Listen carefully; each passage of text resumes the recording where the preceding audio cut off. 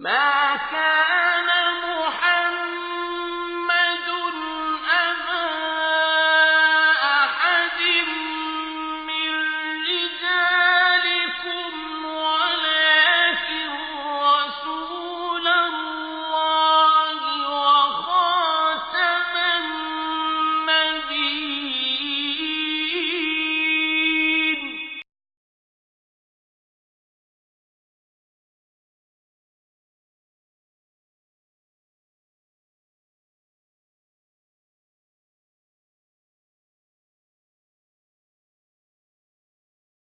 الحمد لله رب العالمين والصلاة والسلام على سيد الرسل وخاتم النبيين سيدنا ونبينا ومولانا محمد صلى الله عليه وسلم وعلى آله وصحبه أجمعين وبعد. أعوذ بالله من الشيطان الرجيم. ما كان محمد أبا أحد من رجالكم ولكن رسول الله وخاتم النبيين. وقال النبي صلى الله عليه وسلم الدين النصيحة. صدق الله وصدق رسول الله صلی اللہ علیہ وسلم. دین بھلائی ہے. اس سلسلے کا ہمارا یہ 14واں مقالہ ہے جس میں ہم جناب محمد الرسول اللہ صلی اللہ علیہ وسلم جو افضل الرسل ہیں، سید الرسل ہیں، ان کے خاتم النبیین اس مفہوم کو واضح کریں گے.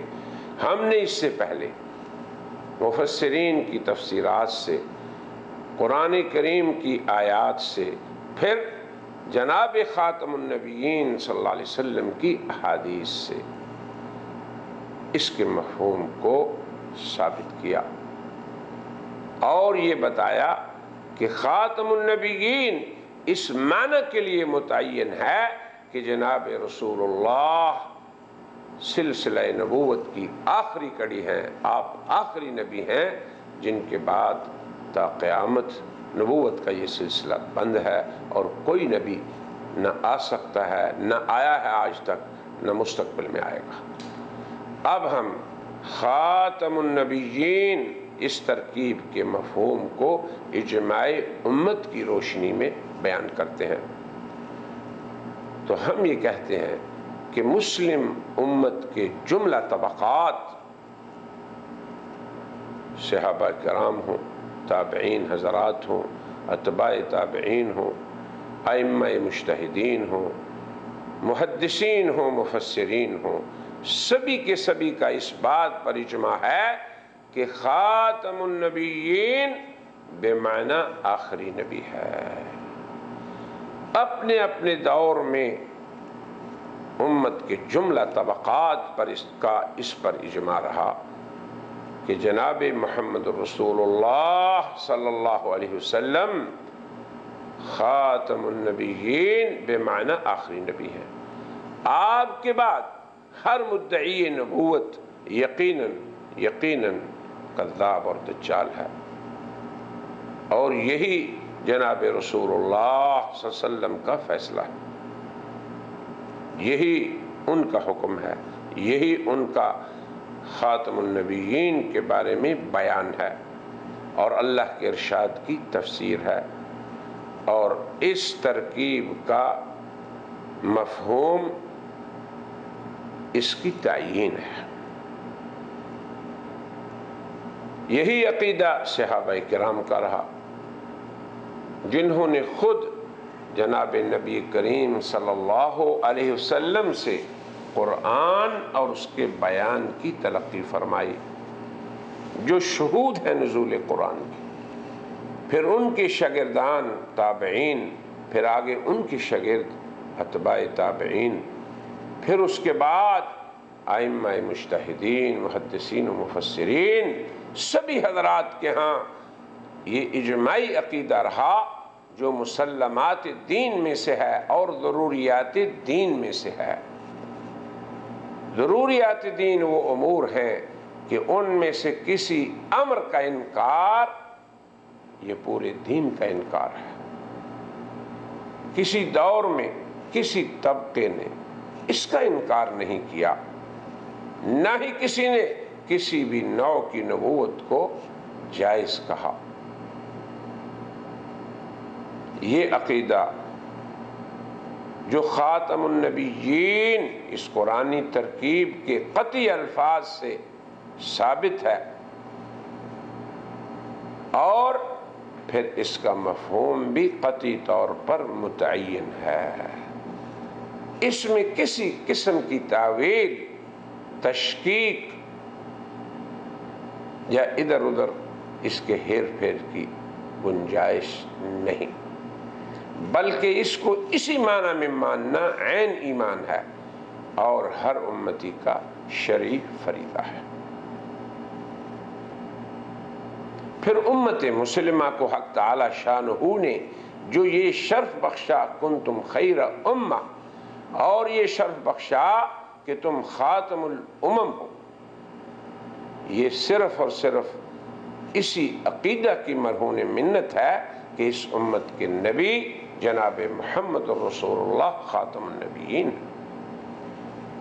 کسی بھی شرعی امر پر امت کا اجماع بذات خود یہ شرعی حجت ہے، کیونکہ یہ امت بطور مجموع بزبان شارع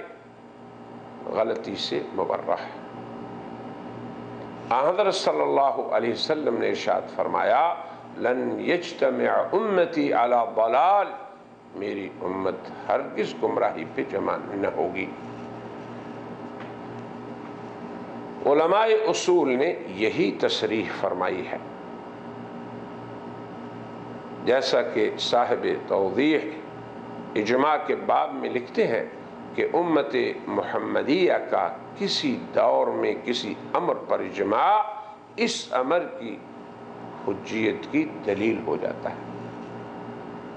یعنی جس امر پہ امت کا اجماع ہو جائے تو یہ اجماع اس امر کی حجیت کی دلیل بن جاتا ہے، کیونکہ جناب نبی کریم صلی اللہ علیہ وسلم کے بعد وحی نہیں ہے، تو اب یہ اجماع جو ہے یہ مسلم امت کے لیے حجت کے قائم مقام ہو جائے، جیسے کہ وحی کے دور میں وحی، تو جب خاتم النبیین صلی اللہ علیہ وسلم کے بعد وحی نہیں تو امت کا اجماع۔ شیخ الاسلام ابن تیمیہ فرماتے ہیں علماء امت مسلمہ کا اجماع حجت قطعیہ ہے، جس کی اتباع واجب ہے، یہ سب سے پختہ دلائل میں سے ہے جو دیگر امور کا مقدمہ ہے۔ نیز وہ یہ بھی لکھتے ہیں کہ اس اصل کو آپ جملہ کتب اصول میں پائیں گے، یہ وہ حقیقت ہے، یعنی امت مسلمہ کی اجماع کا حجت ہونا یہ وہ حقیقت ہے جس میں امت مسلمہ کے فقہاء اور جملہ مومنین میں سے کسی کو اس سے اختلاف نہیں ہے۔ تو اجماع کے بارے میں اس مختصر سی ضروری تمہید کے بعد ہم ناظرین کرام کے سامنے خاتم النبیین اس کی تفسیر اور آن حضرت صلی اللہ علیہ وسلم کے آخری نبی ہونے کے بارے میں اس امت کے مختلف طبقات کی اجماع کا ذکر کرتے ہیں۔ اولا اصحاب رسول کا اجماع۔ اسلامی تاریخ میں در عہد خیر القرون امت مسلمہ کے افضل ترین حضرات اصحاب رسول صلی اللہ علیہ وسلم ایک ایسے مدعی نبوت کے خلاف عقیدہ ختم نبوت پر اجماع کرتے ہیں جو بعد والوں کے لیے تا قیامت بہترین نمونہ ہے۔ حضرت ابوبکر صدیق رضی اللہ تعالی عنہ کا حضرت خاتم النبیین صلی اللہ علیہ وسلم کے بعد مدعی نبوت کے خلاف جہاد کرنا صرف اسی بنا پہ تھا کہ یہ شخص ادعائی نبوت کر کے اور انکار ختم نبوت کر کے اسلام سے خارج ہو چکا، حالانکہ وہ شخص نماز ادا کرتا، اذان دیتا، اپنے مؤذن کو کہتا کہ بآواز بلند کہو اشہد ان محمد رسول اللہ، مگر اس نے عقیدہ ختم نبوت کے برخلاف خود ہی نبوت کا بھی دعویٰ کر دیا۔ تو حضرت صلی اللہ علیہ وسلم کو آخری نبی ماننا یہ ایمانیات میں سے ایک اہم ترین جزو ہے ایمان کا، بلکہ ایمان بالرسل کا مفہوم ہی یہ ہے کہ مسلمان یہ کہیں کہ جناب محمد الرسول اللہ، یہاں سے بات کو شروع کریں، جیسے اللہ نے شروع فرمایا کہ اہل ایمان وہ ہیں جو آپ کو اور آپ سے پہلوں کو نبی مانے، یعنی بات ہی آخری سے شروع کریں۔ تو ایمان بالرسل یہ ارکان ایمان میں سے ایک ہے، اور ایمان بالرسل کا آغاز کہاں سے ہوتا ہے؟ یؤمنون بما انزل الیک وما انزل من قبلک، کہ حضرت صلی اللہ علیہ وسلم کو آخری اور ان سے پہلے جتنے آئے سب کو ماننا، یہ ہے ایمان بالرسل۔ ارکان ایمان میں سے کسی ایک رکن کا انکار کر دینا یہ دائرہ اسلام سے خروج ہے۔ مسیلمہ کذاب جس نے نبوت کا دعویٰ کیا اور عقیدہ ختم نبوت سے سب سے پہلے اس نے خروج کیا، وہ تمام بقیہ ارکان ایمان کا اقرار کرتا تھا، اسی قبلے کی طرف نماز پڑھتا، من صلی صلاتنا واستقبل قبلتنا،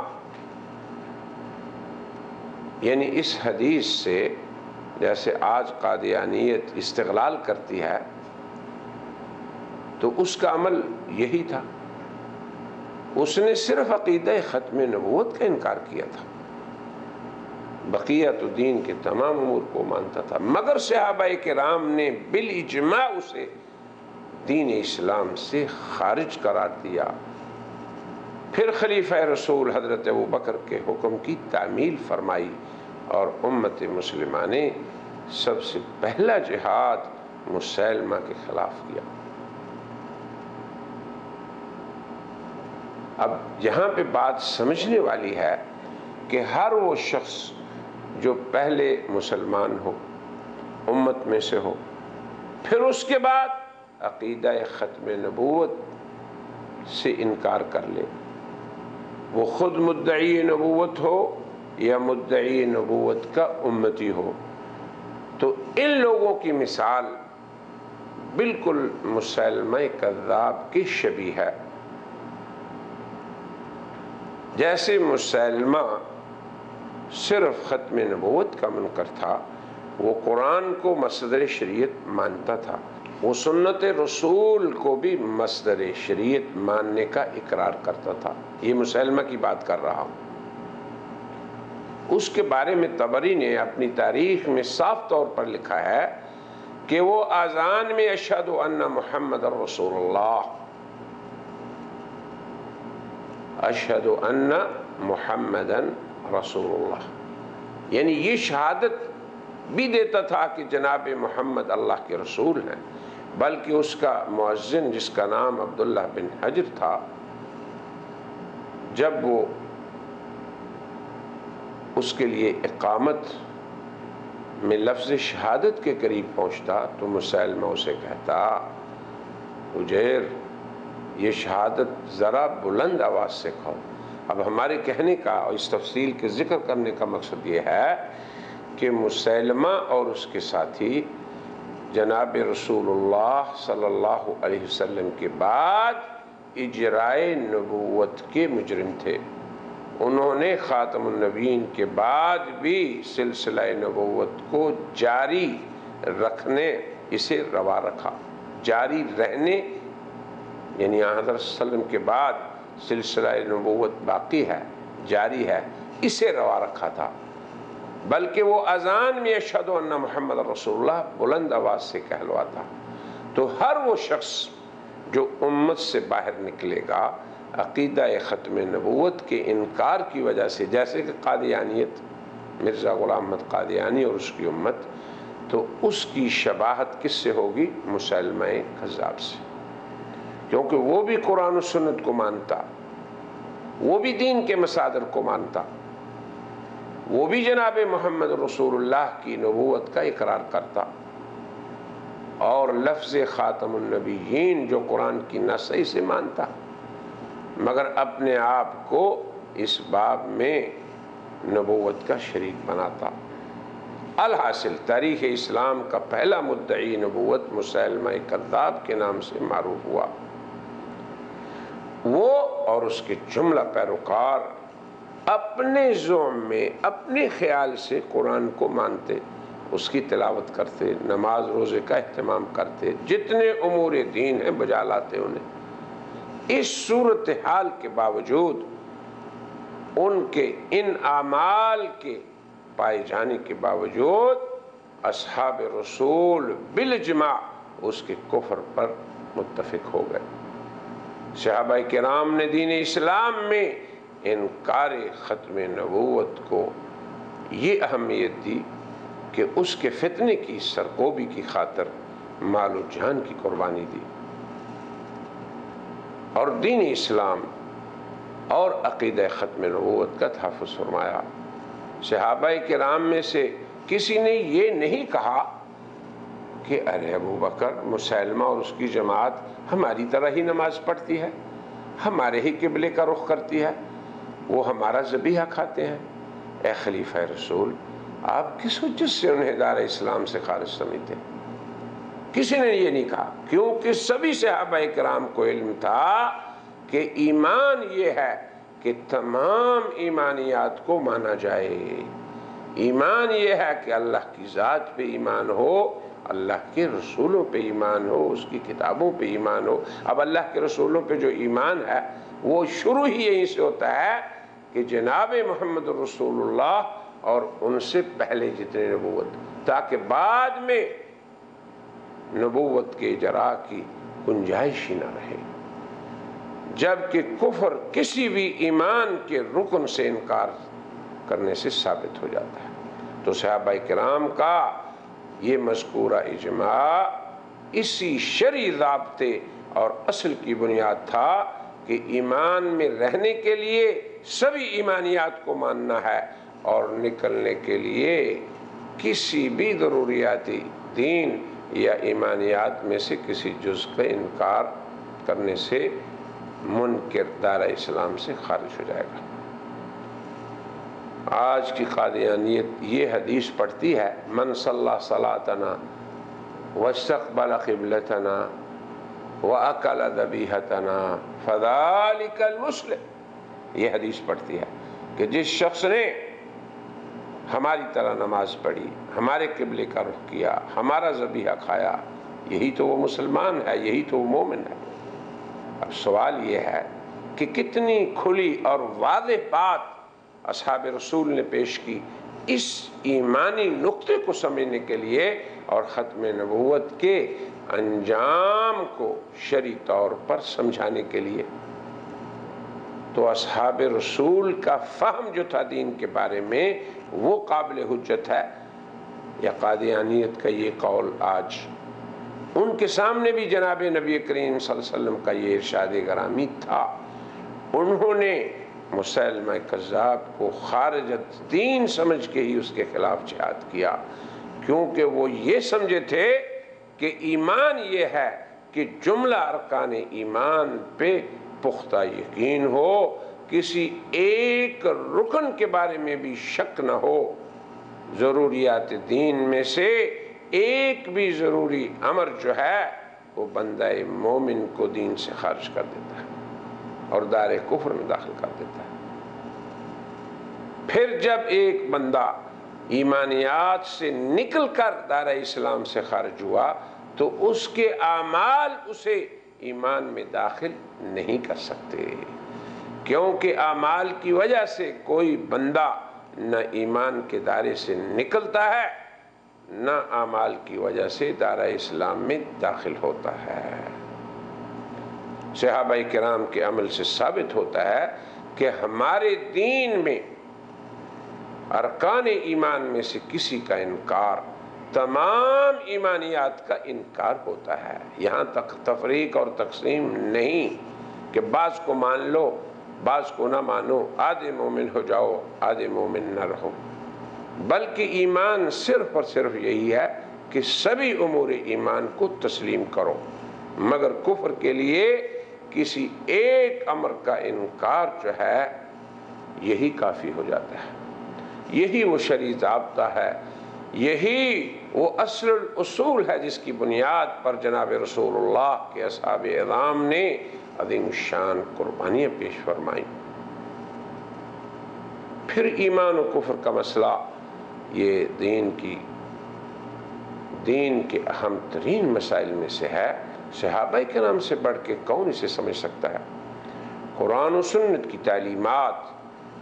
اور محبت وحی جناب خاتم النبیین کی تربیت سے انہوں نے یہی سیکھا کہ ایمان کے بارے میں ہرگز جز بندی نہیں، کوئی شخص آدھا پونا یا جزوی طور پہ مومن نہیں۔ قرآن حکیم نے ایمان کے باب میں جز بندی کے قائل کو پکا کافر کہا۔ ارشاد ربانی ہے، جو لوگ یہ کہتے ہیں کہ ہم کچھ کو مانتے ہیں کچھ کو نہیں مانتے، انہیں یہ نہیں کہا وہ کافر ہیں، کہا وہی پکے کافر ہیں، اولئک ھم الکافرون حقا۔ یہ صراحت اور یہ شدت اس لیے کہ تمام امور ایمانیات ان کو ماننا تو ایمان ہے، اور ان میں سے کسی کا انکار ایک کا بھی یہ کفر ہے۔ تو تمام امور کے منکر، یعنی جیسے وہ لوگ جو اسلام میں داخل ہی نہیں ہوئے، ان کے بارے میں تو کسی کو شک و شبہ نہیں پڑتا کہ شاید یہ مسلمان ہوں۔ ہر جاہل، ہر پڑھا لکھا، عامی، خاص، ہر شخص ان کے کفر کو پہچان لیتا ہے۔ لیکن وہ لوگ جو امت میں ہوں پھر وہ بعض ایمان کے ارکان سے نکل جائیں، ان کا انکار کر دیں، ان لوگوں کے ایمان و کفر میں تمیز کرنا یہ ہر آدمی کا کام نہیں۔ عام انسان شک و شبہ کا شکار ہو جاتا ہے، وہ ان کے دھوکے میں آ جاتا ہے۔ تو شریعت کے اندر جز بندی نہیں، اسی لیے اس ضابطے کی وضاحت کے لیے کہ ایمانیات میں جز بندی نہیں، اللہ نے جز بندی کرنے والوں کو یہ کہا اولئک ھم الکافرون حقا، یہ پکے کافر ہیں، تاکہ لوگ ان کے دجل سے محفوظ رہیں۔ یہی وہ ضابطہ اور اصل اصول ہے کہ ایمان کے لیے سبھی ارکان ایمان کو ماننا ضروری ہے، اور کفر کے لیے سبھی کا انکار ضروری نہیں۔ کسی ایک کا بھی انکار بندہ مومن کو دائرہ اسلام سے خارج کر دیتا ہے۔ جس طرح ہم نے یہ مسلمہ کی مثال دی کہ وہ صرف ختم نبوت کا منکر تھا، باقی امور کا قائل تھا، تو امت مسلمہ کا خیر القرون جناب نبی کریم صلی اللہ علیہ وسلم کا زمانہ، پھر آپ کے اصحاب کا، اس سے لے کے تاحال امت اسی پہ قائم رہی ہے۔ اہل حق کبھی اہل دجل کے دھوکہ میں نہیں آئے۔ آج بھی قادیانیت کی ذلی نبوت، بروزی نبوت، بالقوہ نبوت، لغوی نبوت، پھر آن حضرت صلی اللہ علیہ وسلم کے فیض سے حاصل کی ہوئی نبوت، آن حضرت کی اتباع سے حاصل کی ہوئی نبوت، تو یہ سارے کے سارے اقوال محض دھوکہ ہے، دجل ہے۔ امت مسلمہ ان کی حقیقت سے آگاہ ہے، وہ کسی قسم کی ختم نبوت کے باب میں تعویل کو قبول نہیں کرتے۔ تو انکار ختم نبوت کی وجہ سے جس طرح مسلمہ اور اس کی امت اسلام سے خارج قرار پائے، اسی طرح قادیانیت بالاجماع اسلام سے خارج ہے۔ ان کے پیروکار وہ جمع غفیر کی شکل میں ہوں، ان کے اعمال لوگوں کے سامنے بہت ہوں، ان کی نماز، روزہ، مساجد، تلاوت قرآن، تراجم، اس کی نشر و اشاعت، یہ سارے اعمال ہیں۔ اعمال کبھی بھی کسی شخص کو دائرہ اسلام میں داخل نہیں کر سکتے، نہ اعمال مسلمان ہونے کی دلیل بن سکتے۔ تو یہ ایک ناکام کوشش ہے قادیانیت کی کہ وہ عقیدہ ختم نبوت کا تو انکار کر دے، پھر اپنے اعمال کو اپنے ایمان پر حجت بنائے۔ بات صاف اور سیدھی سادی ہے کہ کفر یا عقیدہ سے توبہ، عقیدہ ختم نبوت سے انکار، اس کو ترک کر کے اس کا اقرار، بس اتنی ہی بات کافی ہے ابنائے ملت قادیانیت کے دخول اسلام کے لیے۔ مگر اعمال مذکورہ جو ہیں وہ ان کو دائرہ اسلام میں داخل نہیں کر سکتے۔ اگر مسلمہ کذاب اور اس کی جماعت کو مسجد، اذان، اقامت صلاح، نماز، روزہ، تلاوت قرآن اور ان کے زکوٰۃ و حج نے، یہ سارے اعمال تھے جو ان کے اندر تھے، عقیدہ ختم نبوت کے انکار کی صورت میں کوئی فائدہ نہیں دیا، تو مرزا غلام احمد قادیانی اور اس کی جماعت کو بھی عقیدہ ختم نبوت اس کے انکار کے بعد یہ اعمال فائدہ نہیں دے سکتے۔ پھر مسلمہ کے کذاب کے اتباع کی کتنی تعداد تھی، کیا قوت تھی، اسے بھی غور کر لیں کہ اس نے 40,000 شہسوار حضرت ابوبکر کے لشکر کے مقابلے کے لیے تیار کر رکھے تھے، جن کے پیچھے دیگر بھی کثیر تعداد میں عورتیں، مرد، بچے اور ضعفاء تھے۔ لہذا کثرت عدد اور دنیاوی شوقت اور اعمال ظاہرہ مدعی نبوت اور اس کی جماعت کو رکن ایمان کے انکار کے بعد اسلام سے خروج سے نہیں بچا سکتے، اور ان کے نکلنے کے بعد یہ اعمال انہیں دائرہ اسلام میں داخل بھی نہیں کر سکتے۔ ان کے دخول کا ایک ہی راستہ ہے کہ جس رکن ایمان کو انہوں نے ترک کیا، جس کا انکار کیا، وہ اس کا پختہ دل سے اقرار کر لیں، اور پھر یہ بھی اظہار کریں کہ جناب نبی کریم صلی اللہ علیہ وسلم آخری نبی ہیں جن کے بعد مدعی نبوت کا دعوی نبوت کذب اور دجل ہے، اور پھر کسی بھی مدعی نبوت کو ماننے والے وہ اس کی امت ہے، امت مسلمہ نہیں۔ صرف بات اتنی سی ہے، اور محض اس عقیدے کے بعد یہ لوگ امت مسلمہ کا حصہ ہے۔ فَإِن تَابُوا، اللہ نے فرمایا کہ توبہ کے بعد، یعنی جس عقیدے کی وجہ سے وہ نکلے اس عقیدے کو ترک کر لیں، فَإِخْوَانُكُمْ فِي الدِّينِ، وہ ہمارے بھائی ہیں۔ ہماری تو تمام تر جد و جہد یہی ہے کہ دین بھلائی ہے، ہم ان کے خیر خواہ ہیں، ان کے لیے دنیا و آخرت کی خیر چاہتے ہیں۔ ہمارے نبی رحمت للعالمین ہیں، ہم ان کے لیے بھی چاہتے ہیں کہ وہ ان کی رحمت ذل عاطفت میں آ جائے۔ یاد رہے کہ صحابہ کرام کا تاریخ اسلام میں اولین اجماع عقیدہ ختم نبوت اس کے رکن ایمان ہونے پہ ہوا، اور پھر اس عقیدے کے منکر کے کفر کے ثابت ہونے پہ ہوا۔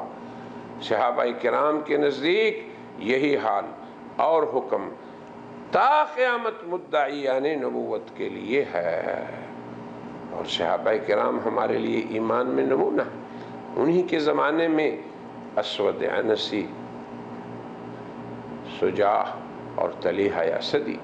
انہوں نے بھی نبوت کا دعویٰ کیا، اور صحابہ کرام نے اس بات پہ اجماع فرمایا کہ یہ تمام کے تمام دائرہ اسلام سے خارج ہیں۔ اب داخلے کے لیے صرف ہی ایک بات ہے کہ جس چیز نے آپ کو اسلام سے نکالا اس راستے سے آپ اسلام میں آئیں، جس امر کے انکار نے آپ کو نکالا اس امر کا اقرار کر لیں، پختہ یقین کر لیں۔ قاضی ایاز فرماتے ہیں کہ منکرین ختم نبوت کے ساتھ جو معاملہ صحابہ کرام نے فرمایا، تاریخ اسلام میں بہت سے خلفاء و ملوک اسلام نے بھی یہی معاملہ فرمایا، اور صحابہ کرام کے فتوے پہ ہی عمل کرتے ہوئے منکرین ختم نبوت کے ساتھ وہی معاملہ کیا اپنے اپنے زمانے میں جو معاملہ حضرت ابوبکر نے مسلمہ کے ساتھ فرمایا۔ پھر ہر دور کے علماء کرام نے اپنے زمانے کے خلفاء اور ملوک ان کے عمل کی تصویب فرمائی، اور اس مسئلے میں ان کے مخالف کی تردید فرمائی اور ان کی تکفیر کی۔ قاضی عیاض یہ بھی فرماتے ہیں کہ چونکہ نبی کریم صلی اللہ علیہ وسلم نے خبر دی، چونکہ نبی کریم صلی اللہ علیہ وسلم نے خبر دی اپنی زبان مبارک سے کہ وہ خاتم النبیین ہیں، پھر اس کی خود ہی تشریح بھی یہ فرمائی کہ ان کے بعد کوئی نبی نہیں، پھر اللہ تعالیٰ سے خبر پا کر ہی آپ نے یہ خبر دی، پھر اس امت مسلمہ کا اس پہ اجماع بھی ہوا، تو یہ لفظ خاتم النبیین اپنے ظاہر پر ہی حمل ہوگا۔ اس کا مفہوم و مراد متعین ہے کہ آپ آخری نبی ہیں، اس میں کوئی تعویل کی یا تخصیص کی گنجائش نہیں، لہذا تمام ایسے گروہ اور جماعتیں جو آپ کو آخری نبی نہیں مانتی وہ بالاجماع قطعی طور پر دائرہ اسلام سے خارج ہیں۔ اسی طرح عقیدہ ختم نبوت پر محدثین کے طبقے کا بھی اجماع ہوا۔ حضرات محدثین امام بخاری، ترمذی، نسائی، ابن ماجہ اور صحاح میں سے مسلم، احمد بن حنبل، طحاوی، یہ سب حضرات جو ہیں اپنی اپنی کتابوں میں انہوں نے حضرت صلی اللہ علیہ وسلم کے ختم نبوت کے مضمون پر مشتمل احادیث کو نقل فرمایا اور انہیں ان کے ظاہر پر محمول کیا، ان میں کسی قسم کی تعویل یا تخصیص نہیں کی، اور بلا تعویل جناب محمد رسول اللہ کو خاتم النبیین بمعنی آخری نبی مانا۔ اسی طرح امت کے مفسرین کا بھی اجماع رہا کہ انہوں نے آیات ختم نبوت یعنی حضرات مفسرین اسلام نے ان اقوال کو نقل کیا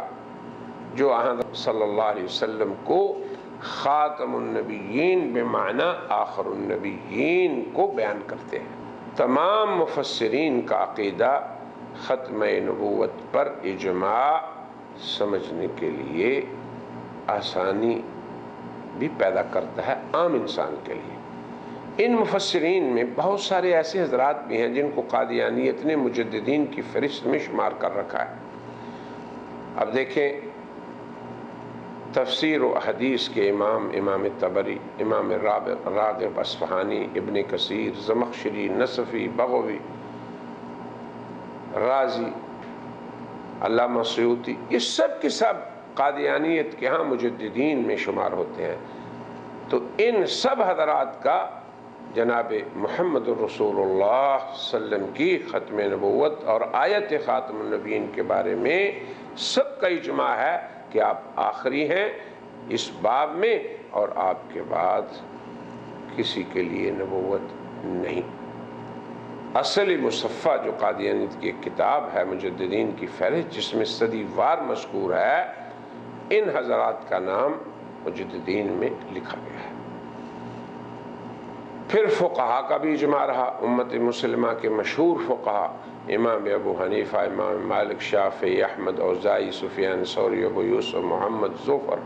حسن بن زیاد، جملہ فقہا اور ان کے تلامذہ جناب محمد رسول اللہ کو خاتم النبیین بمعنی آخری نبی مانتے رہے۔ آپ کے بعد کسی بھی مدعی نبوت وہ کس دور میں ہوا اسے بالاجماع خارج از اسلام سمجھتے رہے۔ ابن نعیم فرماتے ہیں کہ اگر کسی شخص کو یہ علم نہ ہو کہ جناب محمد رسول اللہ آخری نبی ہیں تو وہ دائرہ اسلام سے خارج ہے۔ قرآن حکیم نے اسی لیے جب انبیاء پہ ایمان کا ذکر کیا تو بات یہاں سے شروع کی کہ جو آپ کو اور آپ سے پہلوں کو مانے، کیونکہ آپ کو خاتم النبیین بمعنی آخر نبی ماننا ضروریات دین میں سے ہے۔ ایسا شخص جو یہ کہے کہ انبیاء نے جو فرمایا اگر حق اور سچ ہے، یا یہ کہے کہ میں رسول اللہ ہوں، تو وہ کہتے ہیں کہ ایسا شخص دار اسلام سے خارج ہے۔ اس بیان سے یہ معلوم ہوا کہ رسولوں اور انبیاء کی حقانیت کے بارے یقین یہ اہل ایمان کے ایمانی واجبات میں سے ہے،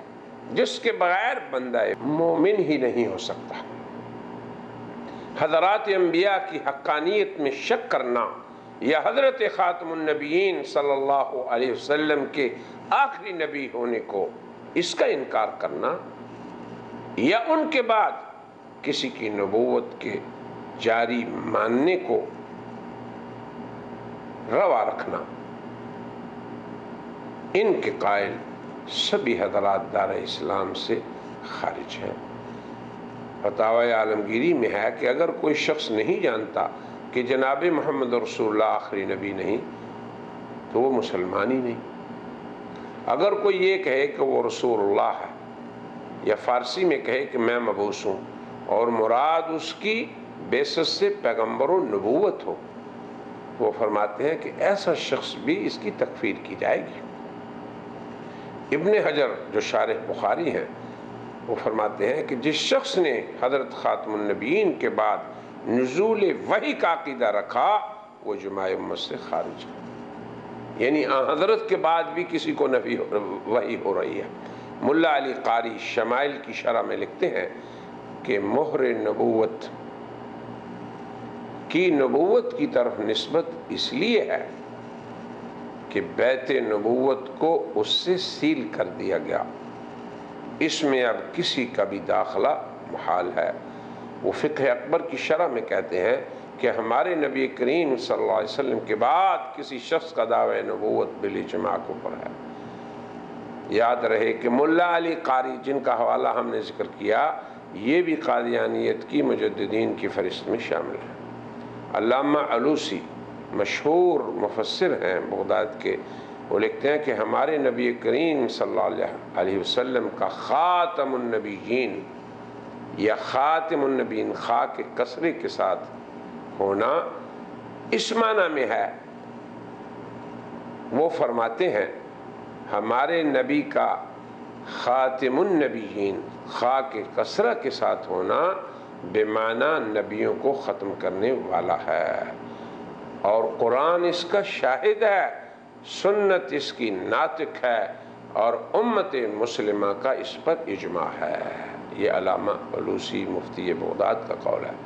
مفسرین میں سے ابن حزم نے مسئلہ ختم نبوت کو اپنی مشہور تالیف الملل والنحل میں کئی جگہ بیان فرمایا۔ اس کتاب کے صفحہ 77 جلد 1 میں لکھتے ہیں حضور صلی اللہ علیہ وسلم خاتم النبیین یعنی آخری نبی ہونے کا اقرار واجب ہے، اور آپ کے بعد نبوت کا تصور باطل ہے، کیونکہ یہ ہرگز روا نہیں ہے، یعنی ہماری شریعت سے یہ خارج امر ہے۔ پھر وہ صفحہ 249 جلد 3 میں لکھتے ہیں کہ جناب رسول اللہ کی بعثت کے بعد انبیاء میں سے حضرت عیسیٰ کے علاوہ کسی کی آمد نہ ہوگی، اور کوئی کسی دیگر کی نبوت کا قائل ہوا تو اس کے کفر میں کسی مسلمان کا اختلاف نہیں ہے، اور اس عقیدہ پر شرعی حجت قائم ہو چکی۔ پھر وہ صفحہ 113 جلد 1 اور صفحہ 198 جلد 4 میں بھی یوں رقم تراز ہیں، یہ کیسے روا ہوگا کہ حضرت خاتم النبیین صلی اللہ علیہ وسلم کے بعد کسی کی نبوت کا کوئی مسلمان قائل ہو؟ امت مسلمہ کے مختلف طبقات صحابہ، مجتہدین، محدثین اور مفسرین کے بعد اب امت کے متکلمین کے بارے میں دیکھیے۔ علامہ تفتزانی شرح قائد میں لکھتے ہیں کہ نبی کریم صلی اللہ علیہ وسلم کے ارشادات اور آپ پر نازل شدہ قرآن ہر دو اس بات کے کھلے ثبوت ہیں کہ جناب محمد رسول اللہ خاتم النبیین ہیں، جنہیں تمام انسانیت کی طرف بھیجا گیا ہے، بلکہ وہ تمام جن و انس کے نبی ہیں، وہ آخر الانبیاء ہیں جن کے بعد کوئی نبی نہیں۔ علامہ عبدالسلام شرح اتحاف المرید میں لکھتے ہیں ہمارے رب نے ہمارے نبی کریم صلی اللہ علیہ وسلم پر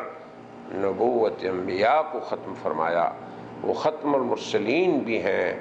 کیونکہ عام کے خاتمہ سے خاص تو بطور اولا ختم ہو گئے، یعنی آپ کے بعد نہ کوئی نبی ہے نہ رسول۔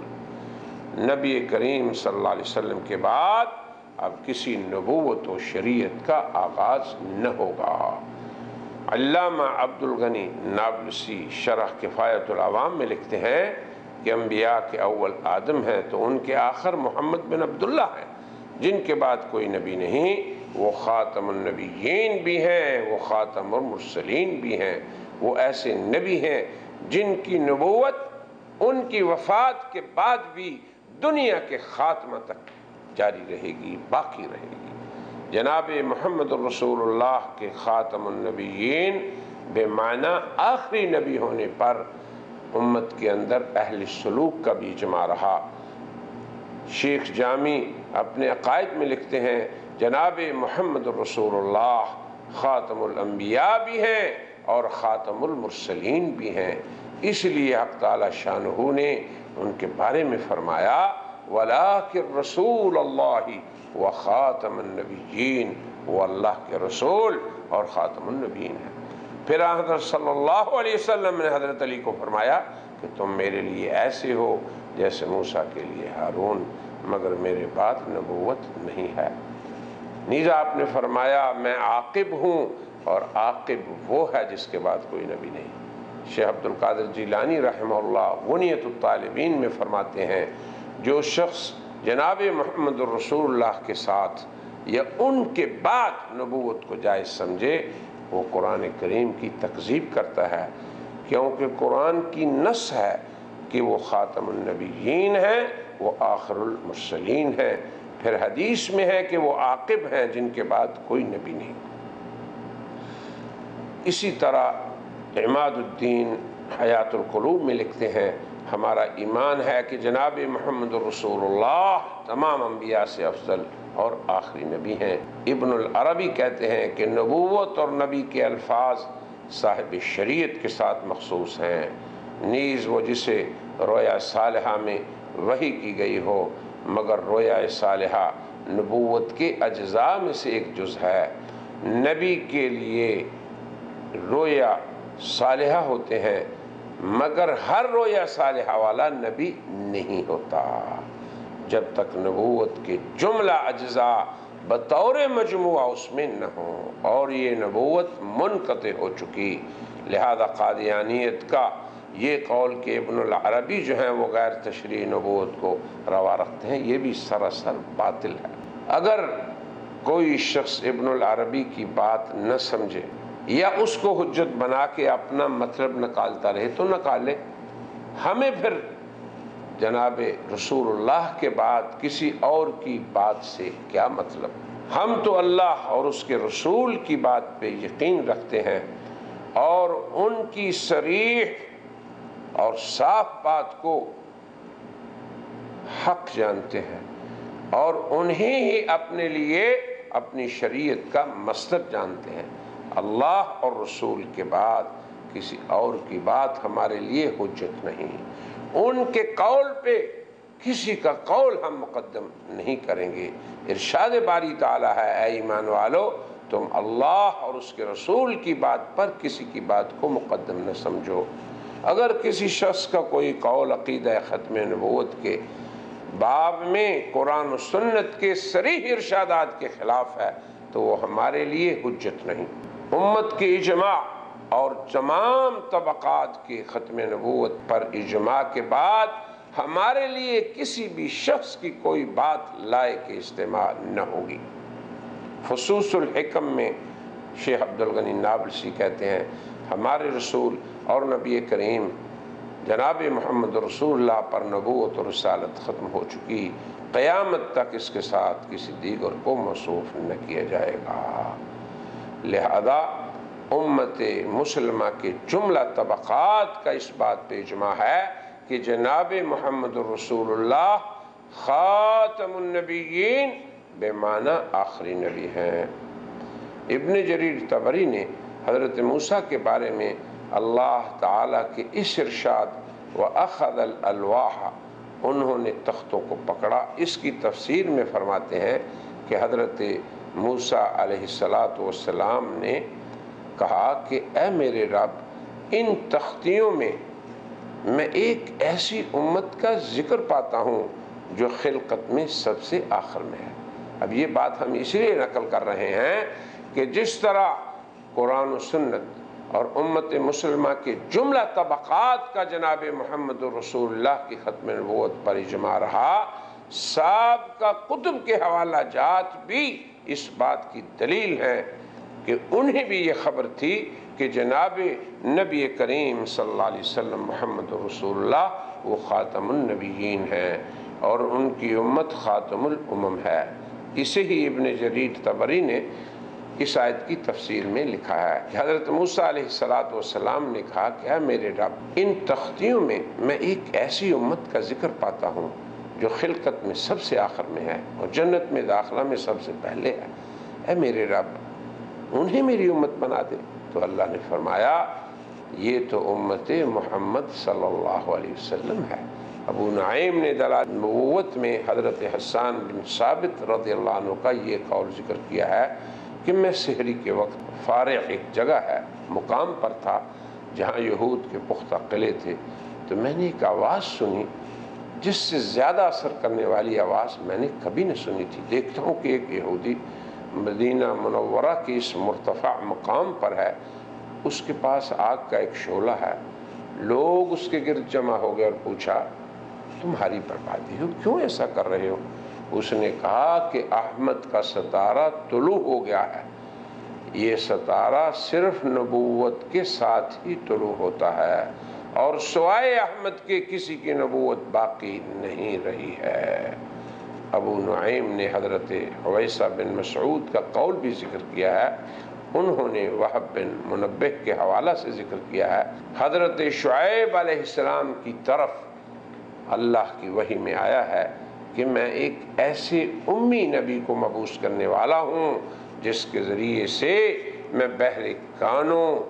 بند دلوں اور اندھی آنکھوں کو کھول دوں گا۔ اس کی پیدائش کا مقام مکہ اور اس کی ہجرت کی جگہ طیبہ ہے، اس کا ملک شام میں ہے، جس میں آگے یہ فرمایا کہ میں اس کی امت کو خیر امت بناؤں گا، ان کی کتاب پر تمام کتب کو، ان کی شریعت پر تمام شریعتوں کو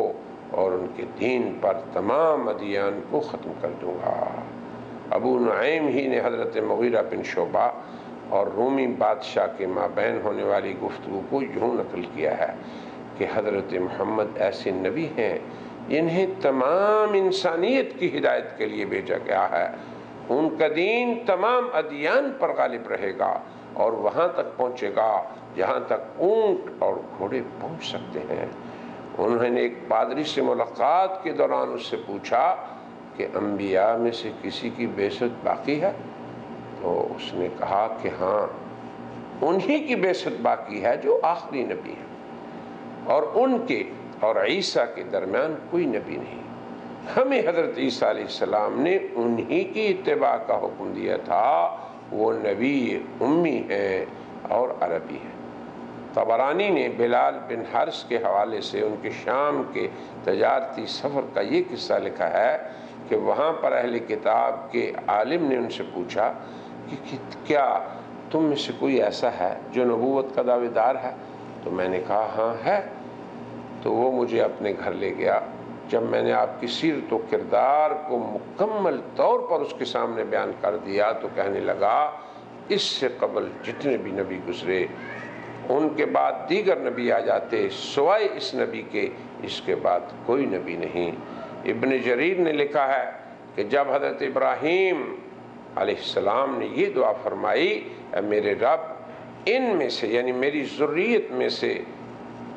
ایک رسول بھیجنا جو انہیں کتاب و حکمت کی تعلیم دے،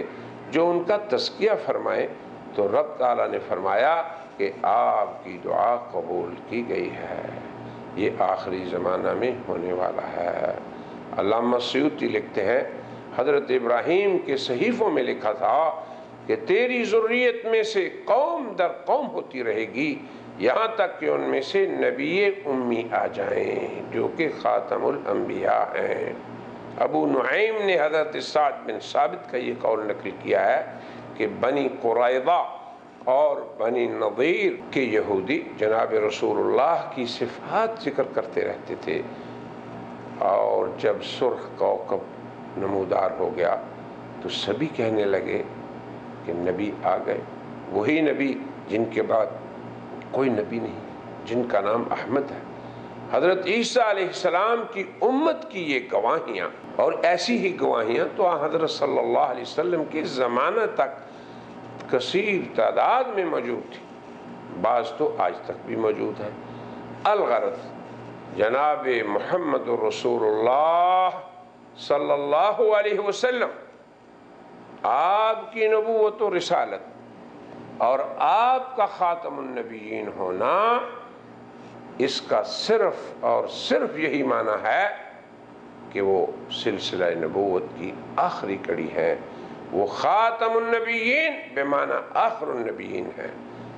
قرآن و سنت کی یہی تعلیمات ہے، امت مسلمہ کے تمام طبقات کا اسی پر اجماع ہے، بلکہ سابقہ کتب اور ان کے ماننے والوں میں بھی یہی معروف تھا کہ یہ خاتم النبیین، نبی امی عربی آخری نبی ہیں جن کے بعد کوئی نبی نہیں۔ لفظ خاتم اس کے لغوی مدلول اور خاتم النبیین یہ جو قرآن کی ترکیب ہے، اس کی شرعی مفہوم اور کتاب و سنت سے اس پر دلائل اور امت مسلمہ کے اجماع، پھر ہمارے نبی کریم صلی اللہ علیہ وسلم پر نبوت و رسالت ربانیہ کے سلسلے کے ختم ہو جانے پر اتنی گواہیاں سن لینے کے بعد، اور وہ گواہیاں جن میں سب سے پہلے گواہ جناب ذات باری تعالی ہیں، پھر اس کے بعد جناب رسول اللہ صلی اللہ علیہ وسلم ہیں، پھر ان کے بعد اصحاب کرام ہیں، پھر امت مسلمہ کے تمام طبقات ہیں، پھر سابقہ علماء حضرات انبیاء علیہ السلام، ان کی کتب اور ان کی اس کے مفصل بیان کے بعد ہم سمجھتے ہیں کسی بھی ذی شعور عاقل کے پاس اس عقیدہ کو قبول کر لینے اور اس کے سامنے سر تسلیم خم کر لینے کی سوا کوئی چارہ نہیں کہ جناب محمد الرسول اللہ، انہیں اللہ نے ہر دو شرف عطا فرمائے، وہ افضل النبیین بھی ہیں اور آخری نبی بھی ہیں۔ لہٰذا ہم آخر میں یہ دعوت مخلصانہ پیش کریں گے ابنائے ملت قادیانیت کی خدمت میں کہ وہ بھی بنظر غائر عقیدہ ختم نبوت کا مطالعہ کریں، خاتم النبیین اس کے شرعی مفہوم کے بارے میں ہمارے ان پیش کردہ دلائل میں فکر و تأمل کریں، وہ یقین کر لیں کہ ہم رحمت للعالمین کے امتی ہیں، ہمارے قلوب میں کسی کے لیے حقد و حسد اور بغض و عناد نہیں، ہاں بھلائی ضرور ہے، خیر خواہی ضرور ہے۔ ہمارے پیغمبر نے یہی فرمایا کہ دین خیر خواہی ہے۔ یاد رکھیں کہ امت محمدیہ اسی لیے خیر امت ہے کہ وہ اخرجت للناس ہے، اسے تو سب انسانوں کی بھلائی کے لیے ہی نکالا گیا ہے۔ جناب محمد الرسول اللہ صلی اللہ علیہ وسلم اور ان کی ختم نبوت پہ ایمان، پھر ان کی طرف نسبت، اسی سے امت مسلمہ کی تشکیل ہوئی ہے۔ آپ کی ذات گرامی رحمت للعالمین ہے، وہ رؤوف ہیں، وہ رحیم ہیں، وہ تمام بنی نوع انسان کی ہدایت کے حریص بھی ہیں۔ اے ابنائے ملت قادیانیت، بانی قادیانیت مرزا غلام احمد قادیانی، پھر قادیانیت کے زعماء نے جناب محمد الرسول اللہ خاتم النبیین صلی اللہ علیہ وسلم بمعنی آخری نبی، اور اس معنی کہ ان کے بعد کوئی نبی نہیں، اس عقیدے کا انکار کیا ہے۔ اور آپ اس محکم عقیدے، اس کی قوت اور اس کے دلائل کو سن چکے ہیں۔ اب آپ کی اور پوری انسانیت اور پوری قادیانیت کی خیر خواہی اسی میں ہے کہ وہ اس باطل عقیدے سے برات کا اظہار کر دیں۔ اس فاسد عقیدے کا ضرر اولاً اس کے بانیوں کو پہنچا، ثانیاً ہر اس شخص کو پہنچا جو قادیانیت کے دھوکے میں آ گیا۔ پھر قادیانیت کا یہ اسلوب ہے کہ اس نے تمام ملتوں کے عظماء کو، جو اللہ کے رسل تھے، انبیاء تھے، حتیٰ کہ خاتم الرسل اور آپ کے اصحاب کبار، پھر امت کے صلحاء علماء، سب پر زبان درازیاں کیں، جس کا حساب وہ اللہ کے سامنے یقیناً دے رہے ہیں۔ اس بارے میں ان کی آراء اور اقوال کی تحقیق اور افصاح و بیان ہم اسے اپنا شریف واجب جانتے ہیں، جسے الحمدللہ ہم کر رہے ہیں۔ مگر اے ابنائے ملت قادیانیت، جنہیں اللہ نے اب تک قید حیات میں رکھا ہے، آپ کے لیے غنیمت اور بہترین موقع یہ ہے کہ آپ اس عقیدے سے، اس میں غور کریں، تأمل کریں، پھر اس سے آیات قرآنیہ اور احادیث نبویہ اس کی روشنی میں دیکھیں، پھر سلف صالحین کے اقوال کی روشنی میں دیکھیں، حضرات صحابہ کرام، تابعین اعظام اور امت مسلمہ کے تمام طبقات کے حوالے جو ہم نے پیش کیے ہیں اس کی روشنی میں دیکھیں، تدبر کریں، غور کریں، اور یہ بھی یاد رکھیں کہ امت مسلمہ سے کٹنے کا کوئی کسی کو فائدہ نہیں پہنچا۔ ان کی خیر اس امت سے جڑنے میں ہے۔ خیر خواہی، بھلائی اور حکمت اور دانشمندی صرف یہی ہے کہ وہ حق اور انصاف کو قبول کر لیں۔ جس طرف اللہ تعالیٰ اور اس کے رسول صلی اللہ علیہ وسلم، ان دونوں کا کلام ہو، پھر اصحاب رسول ہوں، امت کے مجتہدین و مفسرین و مجددین اور امت مسلمہ خواص و عوام ہوں، جس عقیدے پر وہ جمع ہیں انہیں اختیار کرنے میں ہی سبھی کی بھلائی ہے، آپ کی خیر خواہی ہے۔ ان سے ہٹ کر اگر کوئی ایک فرد کے پیچھے چلتا ہے جو کلام اللہ اور کلام رسول اور اجماع صحابہ و تابعین اور اجماع مفسرین و محدثین اور اجماع علماء و صلحاء، ان سب سے ہٹ کے اپنی کلام پیش کرتا ہے، تو پھر ایسے انسان کی اتباع کا کسے کیا فائدہ ہو سکتا ہے؟ اے بنائے ملت قادیانیت، ہم آپ کو اللہ سے تقوی اختیار کرنے کی نصیحت کریں گے، اپنی ذوات کے بارے میں، اپنے اہل و عیال کے بارے میں، اپنی دنیا و آخرت کے بارے میں، کہ آپ حق اور ثواب کو بخوشی قبول کر کے امت کے دھارے میں آ جائیں۔ یقیناً یہ بات ہمارے لیے باعث علم ہے، جیسے کہ جناب رحمت للعالمین کے لیے بھی کسی کی گمراہی پر آپ کو علم ہوتا تھا۔ آپ لوگوں کے صراط مستقیم سے انحراف، اس پر ہمیں بھی حزن ہے، جیسے جناب نبی کریم صلی اللہ علیہ وسلم کو لوگوں کے حق سے انکار و اعراض پہ آپ کو علم پہنچتا تھا، حتیٰ کہ نبی کریم صلی اللہ علیہ وسلم کو حق تعالی شانہ نے فرمایا، اے پیغمبر، آپ اپنے آپ کو لعلک باخع نفسک الا یکونوا مؤمنین، لوگوں کے غم میں ہلاک کرنے کہ یہ ایمان کیوں نہیں لاتے۔ ہمیں بھی آپ کے عقیدہ ختم نبوت سے انحراف، اس سے انکار اور امت سے مسلمہ سے خروج پر علم اور حزن ہے۔ یقیناً آپ کے حق کو قبول کرنے اور راہ ہدایت کو اختیار کرنے سے ہمیں خوشی ہوگی۔ ہمارا ایمان ہے، یقین ہے کہ ہدایت صرف اور صرف اللہ ہی کے ہاتھ میں ہے، جسے وہ چاہے اسے ہی ہدایت مل سکتی ہے، وہی اس نعمت سے مستفید ہو سکتا ہے جسے اللہ تبارک و تعالی یہ نعمت دینا چاہیں۔ مگر کسب خیر کے لیے کوشش اور ارادہ یقیناً یہ بندہ کی طرف سے ہوتا ہے۔ ہمارا ایمان ہے کہ ہر کسی کو اپنا حساب دینا ہے،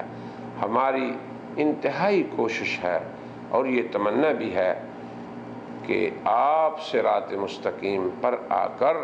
جناب رحمت للعالمین کی امت میں آ جائیں، آپ کے ظل رحمت میں آ جائیں، امت مسلمہ کی تفریق کے بجائے امت کی تقویت کا باعث بنیں، اپنے اوپر رحم کریں، اپنے اہل و عیال پر رحم کریں۔ آپ خود اپنے آپ سے پوچھیں، اپنے ضمیر سے پوچھیں کہ ان نصوص شرعیہ اور ان قوی ادلہ اور براہین کے بعد جو ہم نے پیش کی ہیں، اور جناب خاتم النبیین صلی اللہ علیہ وسلم کے ظہور اور آپ کی بعثت کے بعد بھی کسی دیگر کی نبوت اور آپ کی لائی ہوئی شریعت ابدیہ کے بعد کسی دیگر کی تجدیدات کی ضرورت باقی رہ جاتی ہے؟ صرف اتنا سوچیں اور اللہ کی رحمت کی طرف متوجہ ہوں۔ ہماری دعا ہے